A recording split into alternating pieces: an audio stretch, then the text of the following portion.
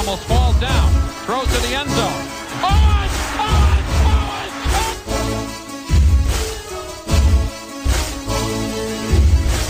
It will change, and I'm not trying to tell you something. It's going to change. It's not like that. Okay, but I want you to understand where I'm coming from. It will change. And it will change because they wanted to change, not because of me. It will change because they want to be champions. Smith in a gun with Gore on his left hip. Third down, Alex takes the snap. Alex looking, got it, post, and it's good! Touchdown, 49! Vernon Davis with the play of his life. It all comes to this fourth down. 4th and 4 at the San Francisco 10. Ryan in a shotgun. Rodgers to his left.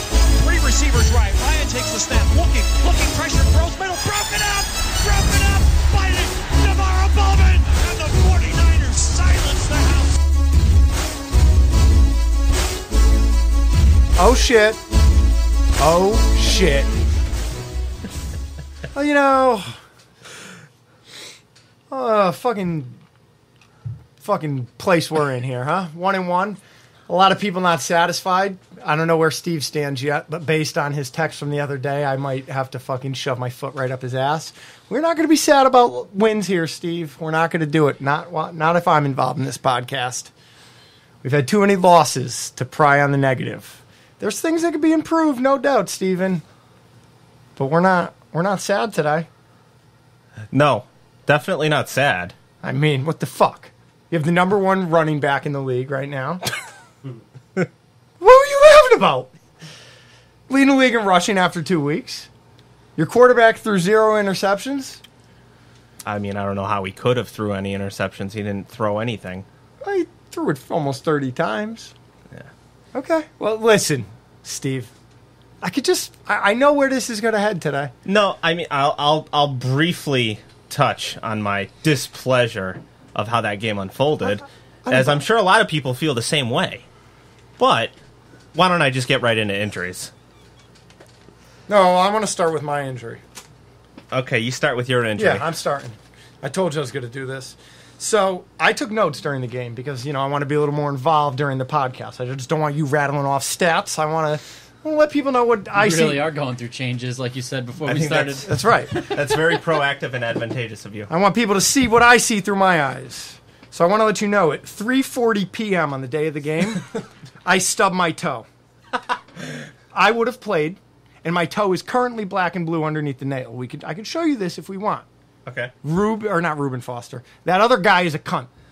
Garnett. Fucking out of here. Dislocated toe. I thought more about it after the podcast, and while you and I might be able to go to work the next day, or we might be able to still take care of the Steve, house. don't go down this road, Steve. You're wrong. You're wrong. Ronnie Lott cut off his fucking finger. That is different than an offensive lineman who is playing on his toes pretty much the whole game. Very different. If you play with a dislocated, maybe he could tough it out, but I guarantee you he's going to be a liability. Question. So, okay. Defensive tackle dislocates his ring finger. Yes. He can play. Yes. Jimmy G dislocates his ring finger on his throwing hand. Maybe a different story. Possibly. That's what you're saying. Yes. You're saying this is an integral piece of his body that he uses in his position. I would say so, yeah. Okay. I mean, look at how many games did Frank Gore miss with turf toe? No, Patrick Willis' career ended because of turf toe. Well, that too. Okay. Well, fine, but that's not what this is. It's a dislocated toe. Cut the motherfucker off. And we are... Hold on. What if... It guess depends on which toe, right? It does depend on which toe. I will give you a little more credit if it's a big toe. But... but... The issue lies with me is we're depleted in the offensive line. You know what I mean? It's insult added to injury. If it was a foot, okay.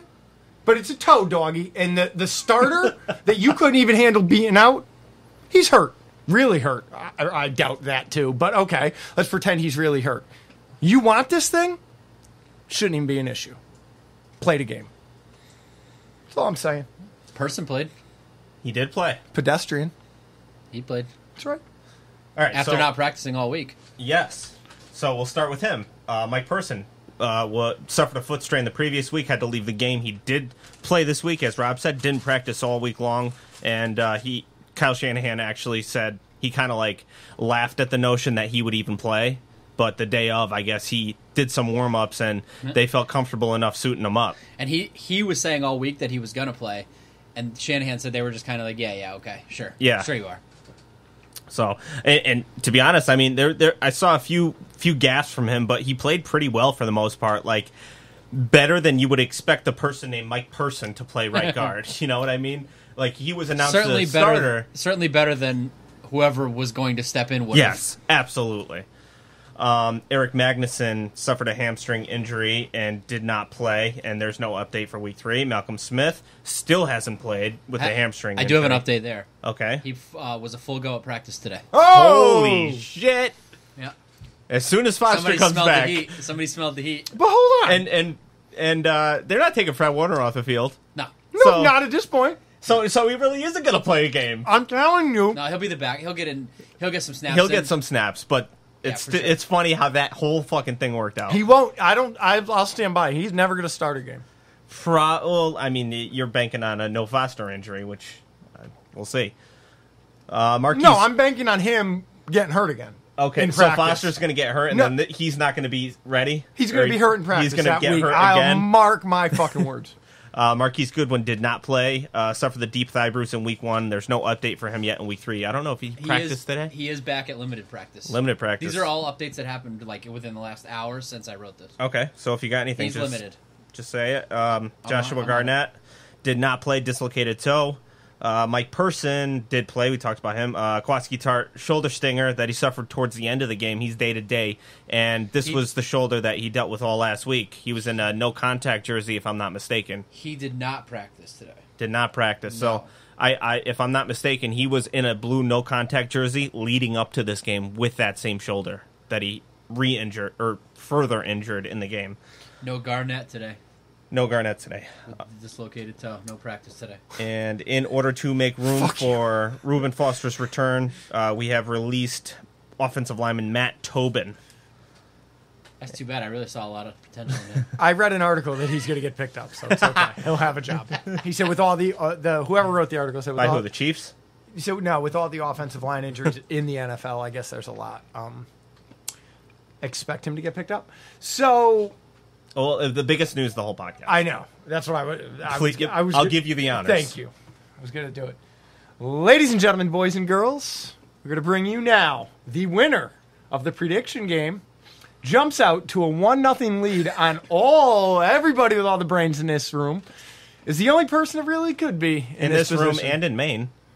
Yeah, I mean, for whatever it's worth. Matt fucking Matterson. Rob, do you know how close he was? I know Rob is dealing with some real life drama here, so he's doubling down here. I had it all written out, but I was he close or was it far? What do you think? Ballpark? Hold on, I'll tell you exactly. Okay, he's going to tell us. No sweat. Well, the actual score of the game was 30-27. I know my prediction was 24-12 or something along those lines because Rob had picked 24. No, I have it all. Matterson predicted 31-14, so he was 14 points total. Total away. 1 point for the Niners. Correct. And 13 points for the Lions. Second place would have been Curran, who was 18 points off. Wow. And from there, we were all 21, 22, 24, and Chris was 30. Well, Matterson, congratulations to you, my friend. Celebrate a little bit this week. You were able to get closer than we were.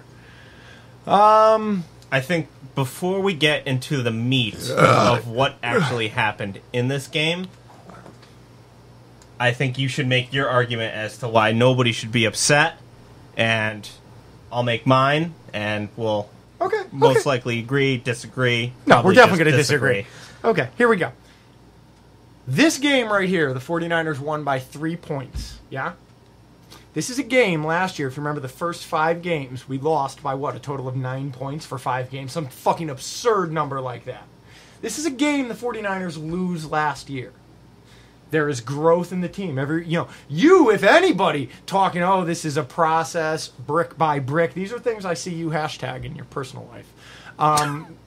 That's what you're preaching, and this is what that is. The Lions are a team notorious for furious fourth quarter comebacks. They had to build a lead, which they did, and they held the lead. I'm sorry that your pants got a little tight around the asshole, Steve. I'm sorry that you're not comfortable when your back is in a corner. I'm sorry that's not a position you're comfortable with. Clearly they were okay with it because at the end of the day, the score is 30-27. The reason why I'm so disappointed is for the first time since I can't even remember the last time where we, in a meaningful game, mind you, we weren't eliminated from the playoffs. It wasn't the last 5 games with Jimmy G when we knew we weren't going to the playoffs anyway. A meaningful regular season game with playoff implications where we have a team by the jugular and we have a chance to just pour it on and walk out of there like champions. And I cannot remember the last game where that actually happened. I can't remember the last time we had a 17-point lead in a meaningful game. The fact that we are 4 points away from this entire fan base being on suicide watch. How can you go from the 4 points being on suicide watch? Tell me you wouldn't be on suicide watch right now if we fucking blew that game. Who knows what I'd be doing if we blew that game? 100%. I know exactly what you'd be doing because you did it last week. You would be the most. And we actually guy. played really well when you did it last week. 4 points separates us from being on suicide watch. With Steve, one I of the personally wouldn't have worst- cared if they won by half a point. Quite frankly, it's football. But do you don't see anything that happens in a football game? All you care about is the bottom line. That's the most ignorant mindset I've ever heard of. Maybe so. Well, that is the fucking NFL. I hate to break it to you. It's wins and losses, buddy. It's not about how close you come. Okay, Steve, so you would Jim Tom Sula won 5 games. Look, from what I'm hearing out of you, you would have rather had them hang in there and play a great game for 4 quarters and lose 31-30. Absolutely not. I'd rather have the win, but the But energy, they did, and you're telling me it's not good enough. But you have to remember of what happens in a game as you go forward through a season. It tells a story. Context matters. Right. Who you play matters. This happened week 2. This was the best fucking case scenario. You get a game like this. Richard Sherman said it. Felt like a loss, but it's a learning game. It's a learning game for a young team where you didn't have to take a loss. Like, it's the best of both worlds as far as Did you I'm watch concerned. his presser? Did you see how visibly angry he was Did after you see that him on the game? sideline? Yeah. He lost his shit Yeah, on the good. sideline on Great. Shanahan. That's great. So I think I have the same mindset of him, so I'm surprised you even bring him up. He said a win is a win, but it feels like a loss, and that's how I feel. Right, but I'm not on the team. From a fan, this is different. From a fan's perspective, if that's my company and I'm responsible for that product, yeah, I'd probably be more pissed. But from a fan's perspective, I'm taking wins. It's improvement from last year. You always take wins. I understand that. When they ran that punt back, when Agnew, whatever That his was name is, ran blown that back, away from 2 penalty calls. As soon as he was about to score, Sherman sprinted 20 to 25 yards up the sideline and let Shanahan have it. Went ape shit. I on wonder the on sideline. what. Just the fact that they're blowing the lead. Yeah. I know, but what do you say? Coach, fuck you, you're blowing the lead? Like, what the Something- fuck? I don't know if it was at Shanahan. It was Yeah. probably about something else too. Like, Shanahan. There's definitely 2 sides to the story. I can see both of your sides. Like when we were blowing that game, I was like, I can't fucking believe this is happening right now. But at the end of the day, when it comes to the end of the year, it is not going to matter how we won this game. It's not going to matter one fucking bit. It matters right now because we're like, okay, maybe we're not as badass as we thought we were. But at the end of the year, when we add up those wins and losses, it don't mean shit how it happened. No, it we don't won't matter even if we blew remember them this out. game. None of that matters at the end. Right now, it matters to me because I'm like, oh boy, there's still some shit to work out here. But at the end of the day, at the end of the year, it don't mean shit. The defense completely took their foot off the gas once we got that lead. Well, I LeGarrette think, Blount gets tossed. here, let's go from the into game. let's go into the defense. We want to start with the defense this week? If you want to, sure. Sure, let's start with the defense. Let's start with, if we're going to start with the defense, let's start with the greatest play of the game. When Defoe runs LeGarrette Blount down yes. all the way on the sideline Yeah. and just fucking drops him. Sideline Just to sideline drills defensive him. lineman. And that is not a small running back. No. That is not Matt Breida. No, He it's not. drilled him. So just to get this out of the way, off the top for the defense, 2 sacks, 5 quarterback hits, 427 yards allowed, 14 points allowed in the final 10 minutes, and 1 turnover. In the final 10 minutes of the game, we were outgained 182 yards to 16. Do you know who I think can suck a fucking massive cock right now? Who played probably the worst game I've ever seen them play? Kelly Witherspoon? Jesus Christ. What Rough the day. fuck? Rough day at the office. What the fuck? They pulled him. Well, Richard They Sherman did. should be They pulled fucking him. him in his asshole. They pulled him for Jimmy Ward. Fuck. Leading man. up to it, he bit. And then Ward blew the fucking... as soon as he was put out there. Witherspoon bites hard. Like, the hardest I've ever seen any corner back, supposed to guard a wide receiver, bite on a play-action play, and leaves Kenny Galladay running free for a relatively easy 30-yard touchdown. And you had Colbert on the back end, who did just about everything he possibly could to keep him out. He almost did. And that was horrible. Later on in the game, Witherspoon just appears to get beat again for a 5-yard touchdown. Miscommunication between Colbert and Akello.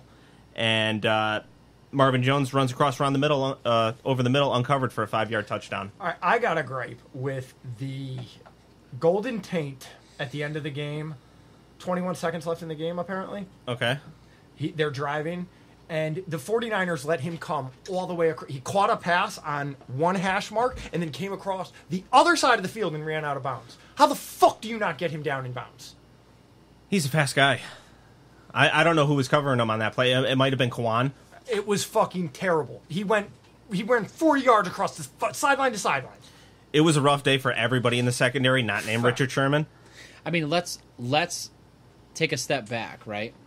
If Matt Stafford hits 50% of the deep passes he had available, we would have gotten blown out. Mm-hmm. Because he missed at least 2 to 3 wide open touchdowns. I mean, he just flat out overthrew his receiver on 2 to 3 easy touchdowns. Maybe 4. Easy. Yeah. I mean, we could have very easily been blown out in this game before the comeback. You mentioned it before. As the fourth quarter wore on, and this game felt like it was slipping away, Akello literally melts down, getting beat play after play, committing penalties, and Jimmy Ward comes in to relieve him. Now, never in my right fucking mind would I put Jimmy Ward on Kenny Galladay. That is such a horrible matchup, I can't even begin to describe it. Kenny Galladay's got at least 4 inches and 20 pounds on him. So it didn't shock me at all when Jimmy Ward's giving up the same plays that Akello was.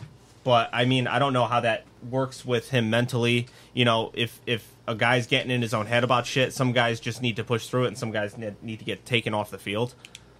I guess it's different case by case, but... If I did my job that poorly, I'd be fucking fired. Elijah Lee forced a fumble, kind of. I don't know. To me, it looked like Matt Stafford just kind of dropped it. Yeah. I mean, Yeah. that was the one turnover of the game, which I think ended up being the difference because we did capitalize off that turnover. Going to the defensive line, I really like what I'm seeing out of Solomon Thomas. I mean, he never slows up on a play ever. Never stops. Yeah, He's always the last one moving. Except when you're trying to get drawn off sides. Yeah, then, exactly. No, I'm not going to let that one slide until at least the bye week. Yeah, I get it. He did have some big contributions in the running game early, but he was outsnapped this game by Ronald Blair. Played more snaps than Solomon Thomas. This is the number 3 overall pick. That's a big talk. So, I don't know. Kwan Williams has been playing lights out the past 2 weeks. And I don't know if you guys saw some of his stops that he was able to get on LeGarrette Blount in the open field. Kwan Williams is probably 190 pounds. Did you guys know that Solomon Thomas's sister committed suicide earlier this year? Yeah. I didn't know that. No. All right, maybe I'll give him a pass on that fucking offsides then. Why, was his fucking dead sister on the other side? Fucking Christ. No pass. You're right. Fuck him and her. I'll give him a pass for not playing well, but that was just fucking idiocy. Agreed. He should have just sat the fuck down. Sat his fat ass down. So when the shit hit the fan in this game, it was like a play-by-play incision. Can I tell you something real quick? Sure. Week 1, I felt at peace very early in the game that they were going to lose that game. I knew it. I did not fear loss here. I knew they were going to hang on. I knew it. You're a fucking ninny. I'm telling you. Well, we haven't gotten to the offense yet in that interception. There was a hold. On the other side of the field. He didn't even turn. His head never looked that way. Oh, my God.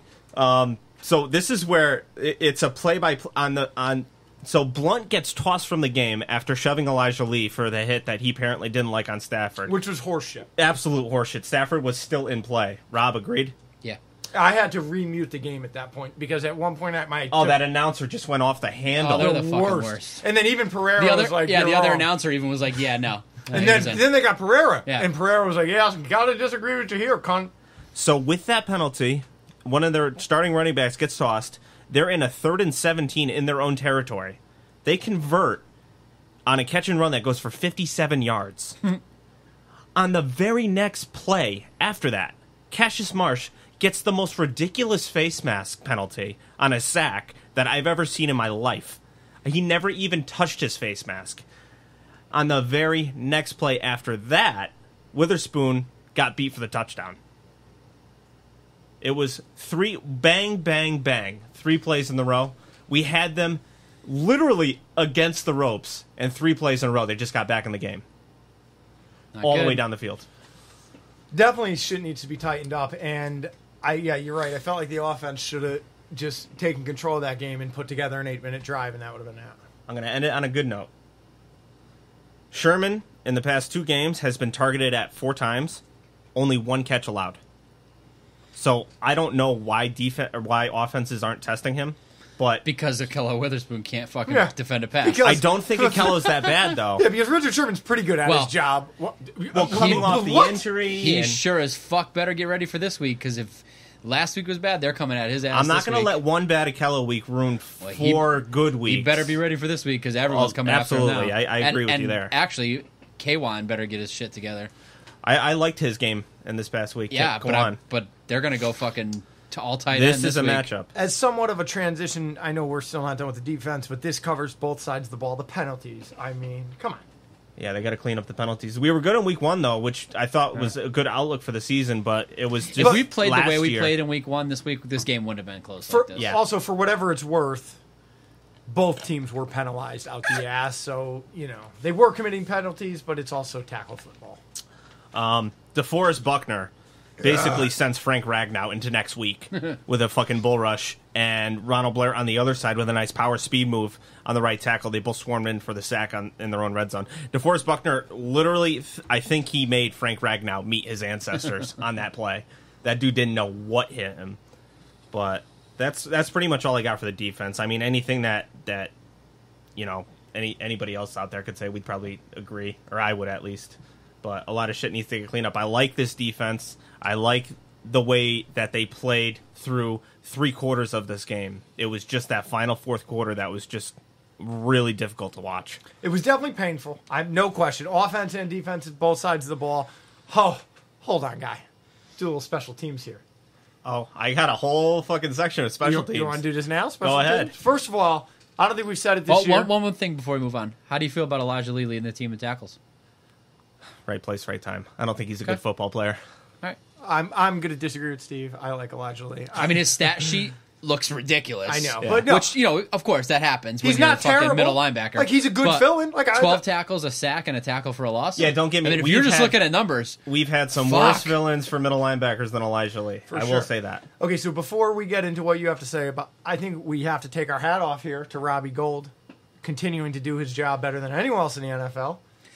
and week after week, we see teams losing because their kicker can't Yeah. kick a 29-yard field goal. When was the last time this guy missed one? 2017? Never. Do you guys He's know never he missed broke one, the ever. franchise record? Yeah. He broke the 49ers franchise record with 28 consecutive field goals made. He's We've never, had he's good never missed a kickers field over the goal. years, Yeah. Akers. Yeah. and this guy Steady Neds. is this Yeah. guy the best? All of them. Fucking Steady Ned me. We've gotten the best out of these fucking aging kickers. Phil Dawson. We never Phil had a bad thing to Dawson! say about Yeah, Phil we haven't Dawson, had bad kickers ever. Shitty white dudes. We except love for them the all. Super Bowl run. David at- Akers in the Super Bowl run. mean- That was bad. Yeah, and I mean, Pinion's a pee-pee toucher. Okay. Raheem Mostert leads the league with 5 special teams tackles. The dude is a straight up animal on run and gun. And DJ Reed showed me a 6th gear that I did not see on his college tape on that kick return. That dude turned the fucking Jets on. Such a kick in the dick. They called that one back so close. I don't even care that they called it back. 'Cause he got And so- I don't even care about his 6th speed.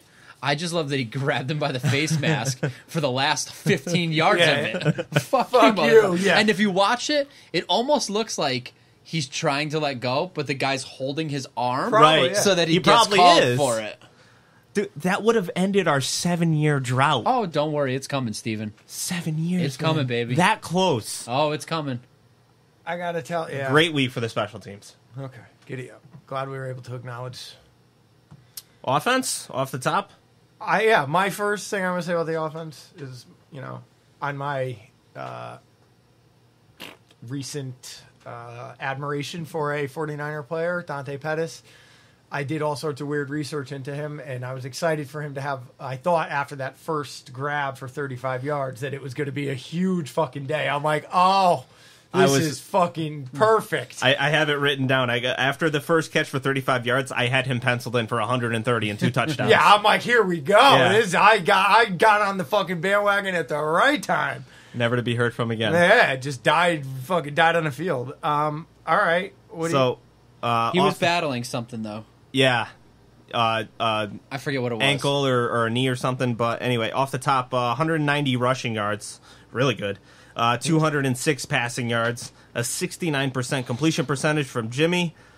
6 sacks allowed for over negative 50 yards. 2 for 5 in the red zone. A pitiful 3 for 11 on third downs. But 0 turnovers. So I have in big letters, red zone. Yeah. And then in little letters, it says, why won't it ever get better? And it also says that it blows dicks. So that was 3 separate occasions that I felt bad enough to go back to that. What's strange about this is that we harp on the red zone, and we have harped on the red zone in the past. But what's different about this is I believe that Jimmy is the best quarterback that we've had in like the last 20 years. Yeah, but I also think Cap was a better red zone option. I'm sorry. I just, at this point, Jimmy G. That was a better offensive unit. You had that offensive line, better receivers. I mean, but at this point, I'm still taking Colin Kaepernick from the 20-yard line in over Jimmy G. At this point, I'm sorry. Until Jimmy proves me wrong, I'd rather put and that's after they lost the fucking Super Bowl with that. I mean, good red zone offenses are typically tied to good quarterbacks. Nobody's out there saying, "Oh, Geno Smith, horrible quarterback, but hell of a red zone quarterback." I hear you, but I'm just saying. Red zone is always tied to the quarterback that you have, and I think that's why we're so frustrated now is because we have a quarterback that we do believe is a franchise guy and could be elite right now. So I think that's what's so weird about it. If he was under center for those Kaepernick runs, it would have been no contest. It wouldn't have been fair. So a couple things. It is so obvious when he's going to take a sack. Like it is the most. Like you just know the play when it's coming. You know what I mean? Like as the play develops. All the times he took a sack, he had good protection. Great protection. He didn't get sacked like he takes quickly, the ball and gets right? sacked. Yeah. That didn't happen. He had the good pocket, protection. like that's on him. He's got to get rid of that. Agreed. Ball. Throw it away or get rid of it or something. Well, those are on him. I got some Stevie stats for you. You're off. Fuck me. In this game, the average time Jimmy held the ball before getting sacked was 6.5 seconds. Yeah, that's insane. That's an absurd amount of average. time. That's absurd average. amount of time.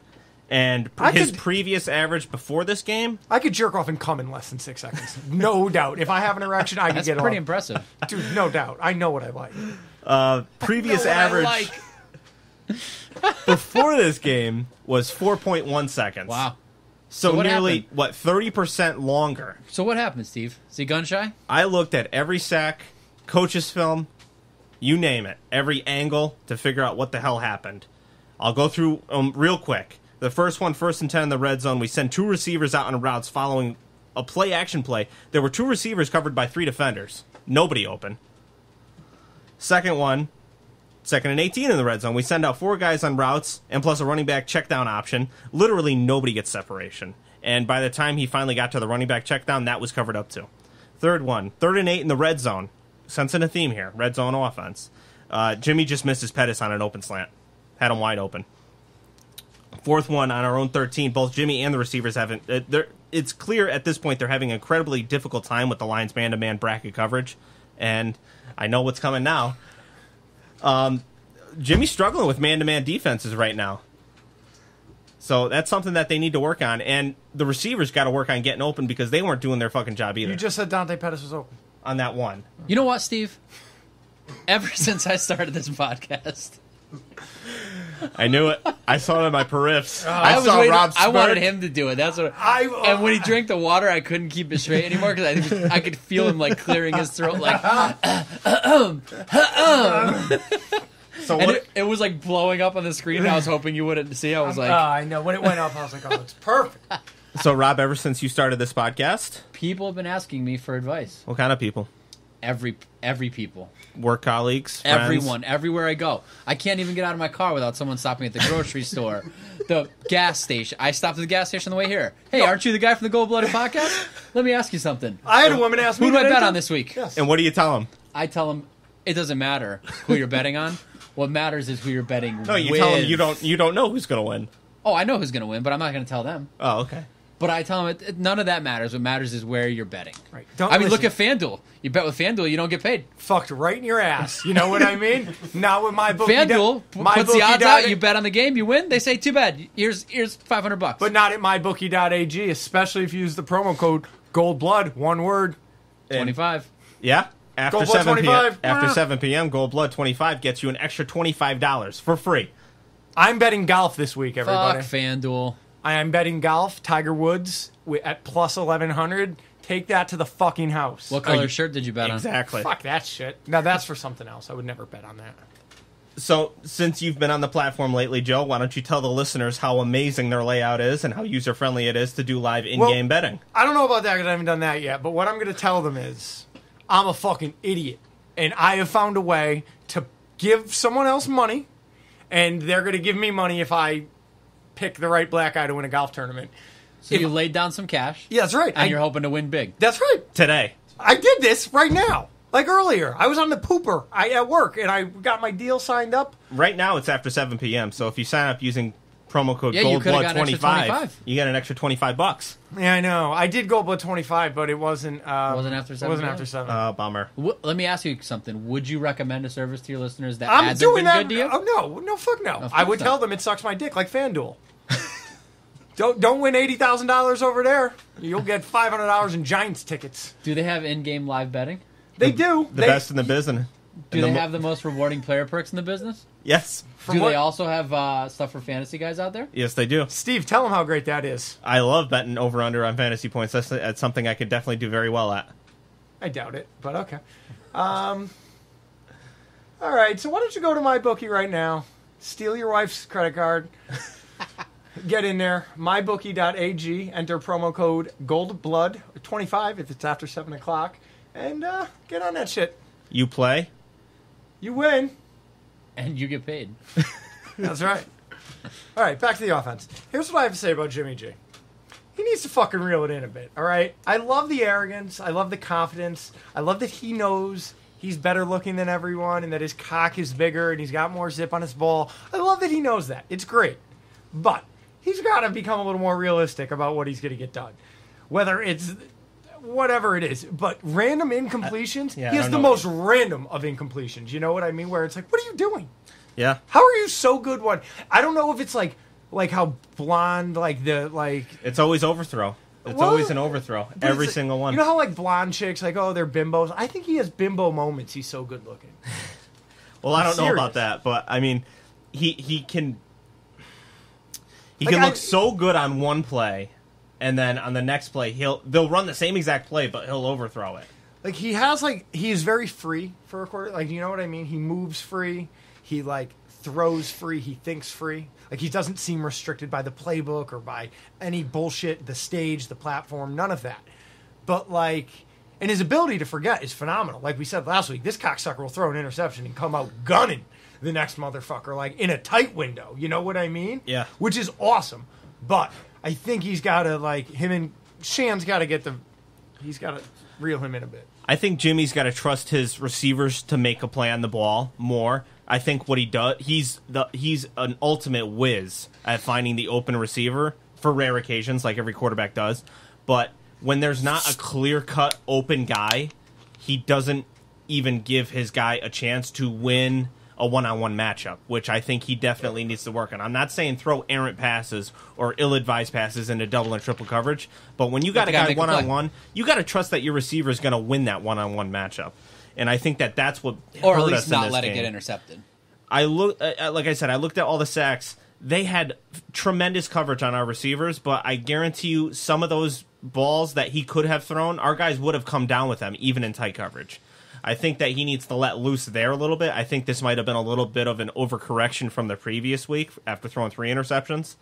So I'm not worried about him at all. I mean, it's not like the guy was just not deer in the headlights, receivers running wide open and him missing him. He just needs to trust his guys to make plays more. I think that's what it boils down to. I think that after Matt Breida, he converted a 3rd and 2 at some point in the game and was like pushed deep into the out of bounds and then found his way over to some fans and slapped 5, and I thought that was phenomenal.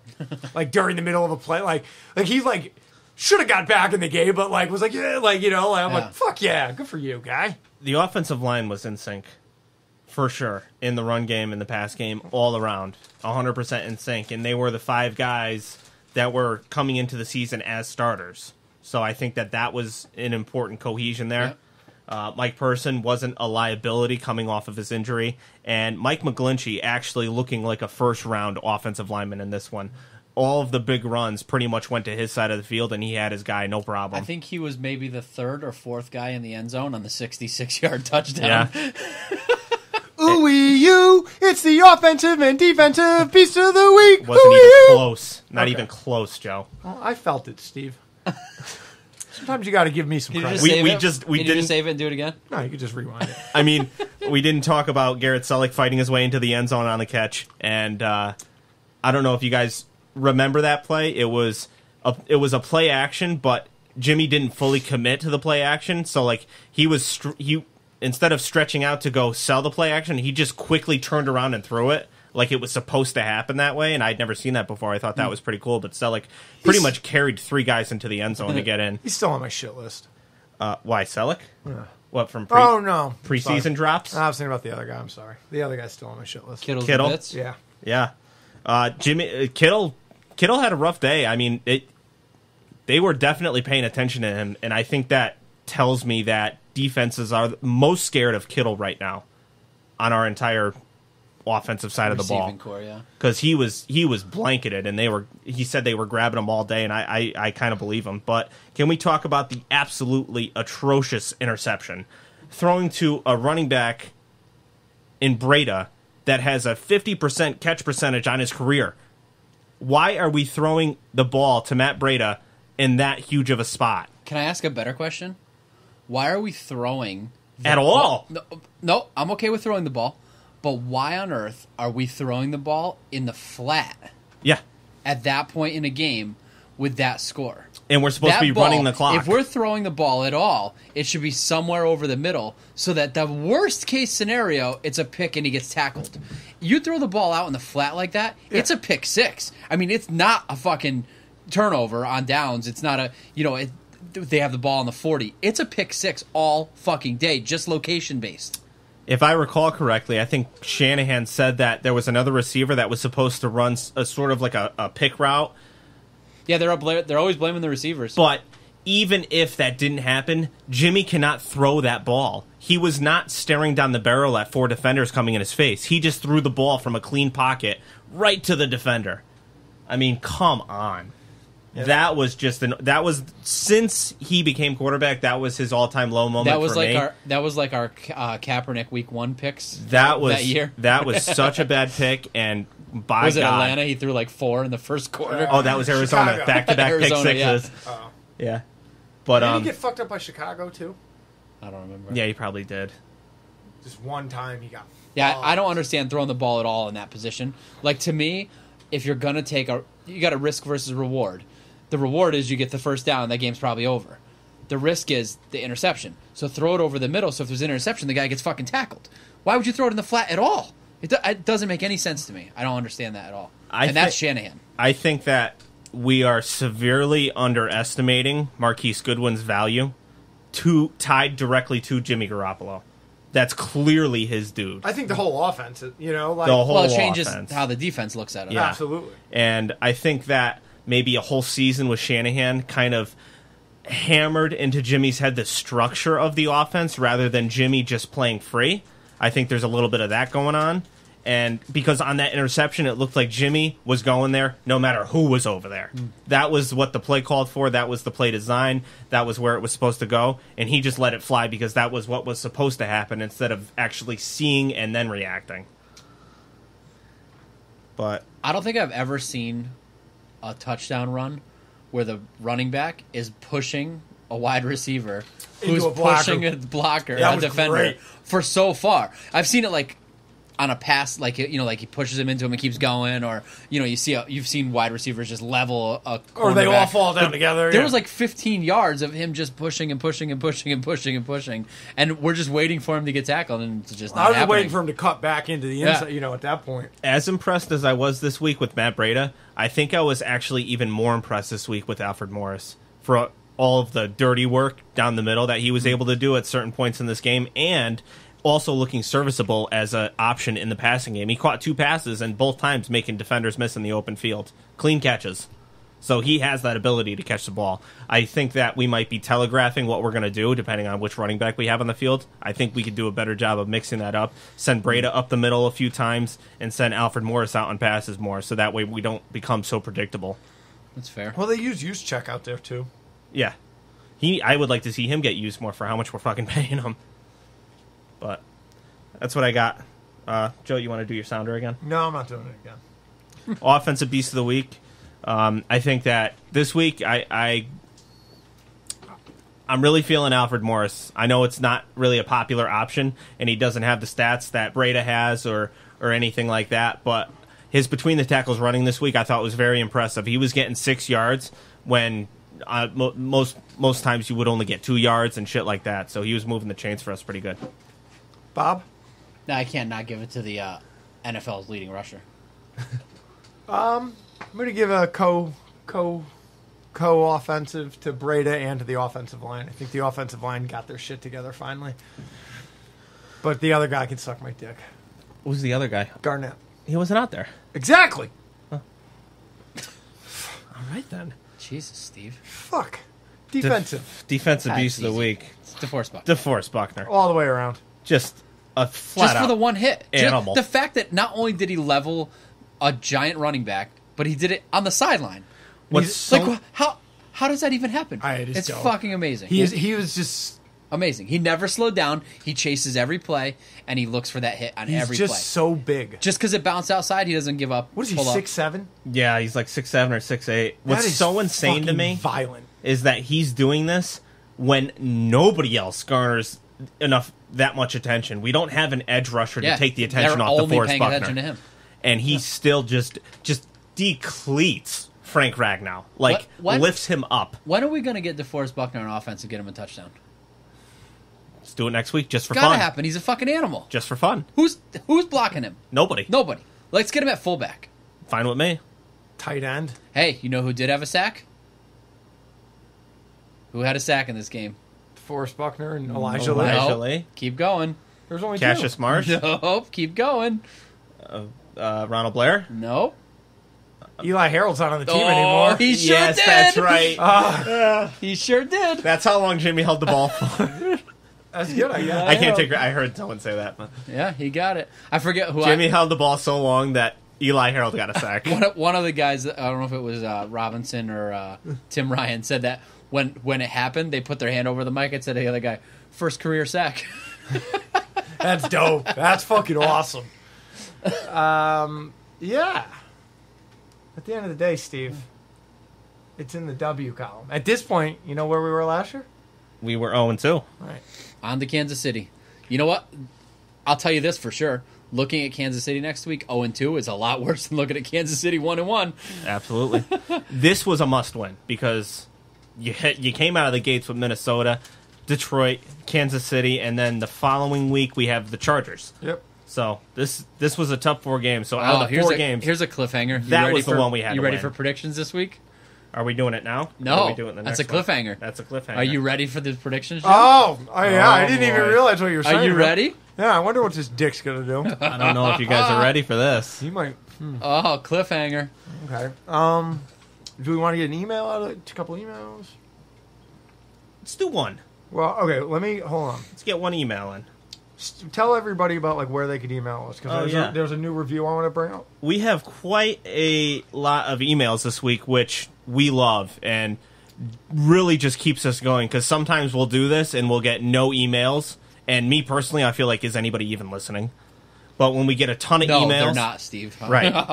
When we get a ton of emails like this... We're doing this for ourselves. It really puts the wind in our sails and it keeps us going. The humor, you get it. People understand the whole concept of this podcast that we try to do every single week. Here? So, loosely, there's a loose concept that we try to follow. But you can email us, goldbloodedpodcast@gmail.com. Keep those things coming. Reviews are always great on iTunes. Leave us a review there. You can check out the Instagram. Curran doing phenomenal work there. Gold-Blooded Podcast, one word, no underscores. And the Twitter is up there if you want to follow it, Gold-Blooded Pod. And you can donate to us for all of the hours that we pour into this thing. Patreon.com/Gold-Blooded Podcast. We have a review, Stephen. Let me have it. From September 6th, from the author, Niner Inc. The title is nice. It is a 5-star review. Do you think he has Niner Inc.? I don't know. Most of us do at this table, so maybe he does. Duffy does. Well, there's a lot of it out there. Title is nice. Keep it up, guys. Good job. Niner Inc. Give me a shout out. Thanks. Niner Inc. There's your shout out. There's your shout out. Let us know if you have any ink. Yeah, let us know if you have any Niner Inc. Send it somewhere. Didn't we do a tattoo contest once? We did. Yeah, we did, right? I think we gave it to the guy who did it on his hand because of the balls. Oh, wow. We just got another new email from someone named Diego who says you may not remember me. Well, we'll get to that later, Diego. What am I going back to? What's the first one? Anybody have any? First one is... Duffy from Friday? Yeah. Okay. Nick Duffy from Friday. It's only to me, though, which is... it says to Joey, right? Canada, just like Australia, but shit. No, not Canada. Read it. Oh... Canada? The sharpest mind in the business and puppy cunts on meth. So, Matterson, I just want to make sure that I am clear on this. The positive was that we got the ball to the other end. I'm on board with that 100%. I think that if we continue to get the ball to the other end, we'll probably win. Fucking mind-numbing analysis of the game. I don't think it could have possibly been any more... Rob? Succinct. There you go. Or accurate. Accurate. Is that what succinct means? No, succinct is like short and to the point. Gotcha. Thank you. Dude from Canada. I like your style. I don't like any of the emails that get sent to this fucking dumpster fire of a podcast. I don't know what your name is, and I really don't care, but keep up the good work, kid. Duffy making everyone feel at home. I just want to get this email in while I can because it's important to support our fellow oxygen thieves. Predictions. Niners, mainlining heroin. Whoever the fuck we were playing, not coming back from the overdose. Just puppy cunt Joe. You gotta turn down the two-way when you're recording, brother. Fucking rookie mistake. I'm out, cunts. Nothing will ever top Matterson's montage. I'm making that the ringtone on my phone. So I went back and listened to it, and I don't think it's appropriate for every week's outro, but it is like a special... I think it should be played every bye week, just as an ode to Matterson. How about after every victory? Okay. Yeah, that's fine. That's good. All right, so on to the next. Is that what you want to do? Yep. Okay, we're going to do another one. Hold on. No, I meant you took that the wrong way. I meant cut it. Oh, so fuck you. Hang up. Goodbye.